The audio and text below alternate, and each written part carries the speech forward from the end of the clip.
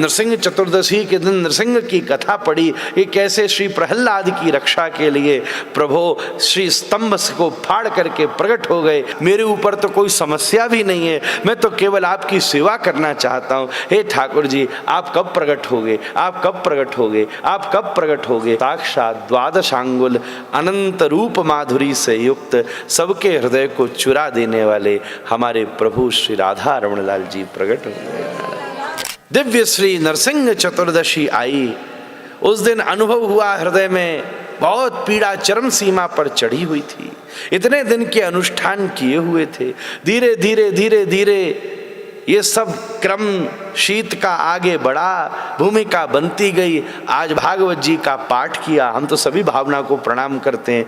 तभी हृदय में प्रसंग आ गया कि नरसिंह चतुर्दशी के दिन नरसिंह की कथा पढ़ी कि कैसे श्री प्रहलाद की रक्षा के लिए प्रभु श्री स्तंभ को फाड़ करके प्रकट हो गए और उसके ऊपर अनुग्रह किया। तो हृदय में इसको सुन करके और भी ज्यादा पीड़ा विकसित हो गई। अरे प्रहलाद के ऊपर तो समस्या आ गई थी, मेरे ऊपर तो कोई समस्या भी नहीं है, मैं तो केवल आपकी सेवा करना चाहता हूँ। हे ठाकुर जी, आप कब प्रकट होगे, आप कब प्रकट होगे, आप कब प्रकट होगे। ऐसी हृदय में खूब पीड़ा बनती हुई रात्रि पर्यंत श्री गोसाई जी रोते रहे, भगवत विरह में रोते रहे, भगवत पीड़ा में रोते रहे, खूब प्रतीक्षा करते रहे। और जब प्रभात के समय जाके श्री यमुना जी का सब नित्य क्रिया करके वापस लौटे, उस समय श्री गोपीनाथ जी को, गोपीनाथ दास गोसाई जी को या खींच में आज और अब क्या करें सेवा, तो ऐसे ही मन में वैसे ही भाव हो रहा था, बड़ी पीड़ा थी। आज वैशाख शुक्ल की पूर्णिमा तिथि थी, इस दिन बुद्ध पूर्णिमा भी इसी दिन आती है,